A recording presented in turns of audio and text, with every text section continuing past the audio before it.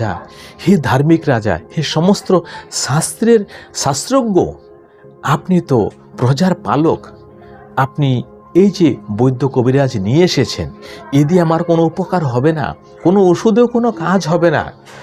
আপনি একটা কাজ করতে পারেন, শ্রীমদ্ ভগবদ গীতার 17 নম্বর অধ্যায়টা যদি কোনো ব্যক্তি দিয়ে আমাকে পাঠ করে শোনাতে পারেন, তাতেই আমার মঙ্গল হবে, যেটা ভগবান শ্রীকৃষ্ণ শ্রীমদ্ ভগবদ গীতায় দান করেছেন। রাজা এই কথা শুনে চলে গেলেন। হাতির কথা মতো সে একজন যোগ্য ব্রাহ্মণকে দিয়ে 17 নম্বর অধ্যায়টা পড়ালেন পুরোটা, এবং সেই অভিমন্ত্রিত জল সেই হাতির ওপরে ছিটা দিল।